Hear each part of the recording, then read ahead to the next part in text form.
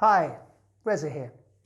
And today's question that I'm going to answer about property is, should I purchase property through a pension? Now, if you're looking to buy a residential property, then you can switch off now, because residential properties can't be bought through a pension, unfortunately, and therefore it's never an option for residential property to be purchased through a pension.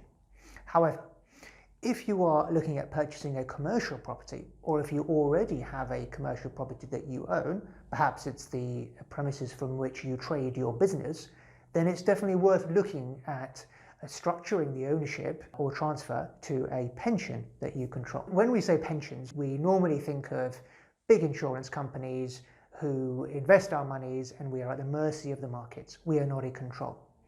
However, there is another type of pension that is quite suited to the entrepreneur, the property owner profile in terms of having control and being able to manage the underlying investments that we hold in our pension. And these pensions are called SIPPs and SSASs. SIPPs you've probably heard of, self-invested personal pensions. SSASs are less well heard of, and SAS stands for a small self-administered scheme. A SAS is typically used by a sponsoring employer, which is typically a private company. So if you run your own trading business or your own property company for that matter, you can set up a SAS as the employing company. Now the good thing about the SAS in terms of how you retain that control is that the SAS, which is set up by way of trust, is the directors can be the trustees, and they could be the only trustees.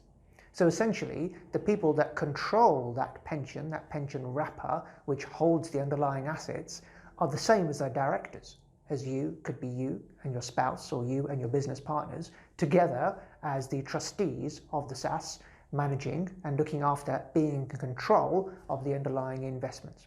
So what's the benefit of holding property through a pension? And a SAS is a pension and has the same advantages that pensions bring. Well, the main advantage is that pensions don't pay tax on income. So any rental income that goes into a pension, because the pension owns that property, is not subject to any tax. Furthermore, pensions don't pay capital gains tax. So any increase in value on that property and subsequent sale by the trustees, because you're free to buy and sell properties within your pension, is not subject to any capital gains tax. Another advantage is that any contributions made to the pension to perhaps facilitate a purchase qualify for tax relief. Now, if you're doing it personally, you get personal tax benefit, but generally SSASs are funded by the employing company, so either your trading company or your property company. And the employing company can make a contribution of potentially up to £40,000 per annum and gain corporation tax relief on that. So that could be worth £8,000 per year, knocked off your corporation tax bill for funding your pension to facilitate a commercial property investment. Now, typically SSASs are used for a purchase of one's own trading premises. So if you run a trading company and you operate out of your own premises, which perhaps the company owns, or perhaps you as a directors own separately, if a SAS owned that property, then you would benefit from not only the tax advantages that the SAS brings, but also the creditor protection that a SAS brings too. So let's say the property from which you trade is held within your own trading company.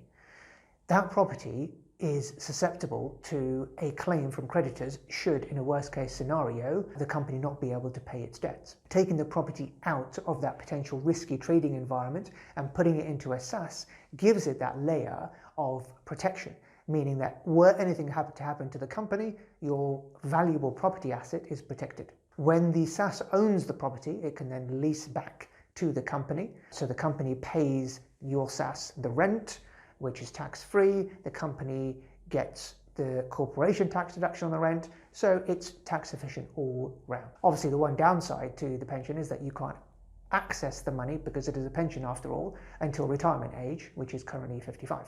Upon age 55, you can draw out 25% tax-free and then take the remainder, which is subject to your marginal rates. Now, again, you've got to ask yourselves at the outset whether you need the income from a particular commercial property investment that you may be looking to acquire.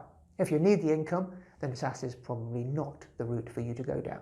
However, if you already have income from other sources, from your trading company, from other properties, then it's worth looking at a SSAS in terms of your overall tax structuring and tax efficient arrangements. Not to mention the fact that you are also building up for your retirement and funding your own pension into the future.